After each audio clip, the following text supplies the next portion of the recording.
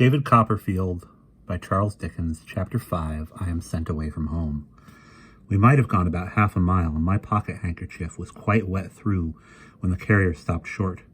Looking out to ascertain for what, I saw to my amazement Peggotty burst from a hedge and climb into the cart. She took me in both arms and squeezed me to her stays until the pressure on my nose was extremely painful, though I never thought of that till afterward, when I found it very tender. Not a single word did Peggotty speak.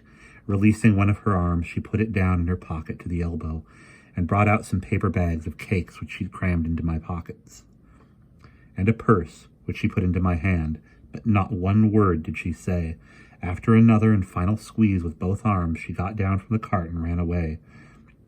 And my belief is, and has always been, without a solitary button on her gown. I picked up one of the several that were rolling about, and treasured it as a keepsake for a long time. The carrier looked at me as if to inquire if she were coming back. I shook my head, and said I thought not. "Then come up," said the carrier to the lazy horse, who came up accordingly. I had now leisure to examine the purse. It was a stiff leather purse, with a snap, and 3 bright shillings in it, which Peggotty had evidently polished up with whitening for my greater delight. But its most precious contents were 2 half-crowns, folded together in a bit of paper, on which was written in my mother's hand, "For Davy, with my love." After we had jogged for some little time, I asked the carrier if he was going all the way.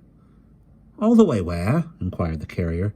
"There," I said. "Where's there?" inquired the carrier. "Near London," I said. "Why, that horse," said the carrier, jerking the rein to point him out, "would be deader than pork afore he got half off the ground." "Are you only going to Yarmouth, then?" I asked. "That's about it," said the carrier, "and there I shall take you to the stagecoach. The stagecoach will take you wherever it is." As this was a great deal for the carrier, whose name was Mr. Barkis, to say, he being, as I observed in a former chapter, of a phlegmatic temperament, and not at all conversational, I offered him a cake as a mark of attention, which he ate at one gulp, exactly like an elephant, and which made no more impression on his big face than it would have done on an elephant's. "Did she make him now?" asked Mr. Barkis, always looking forward in his slouching way, on the footboard of the cart, with an arm on each knee. "Peggotty, do you mean, sir?" "Ah," said Mr. Barkis, "her." "Yes, she makes all our pastry and does all our cooking."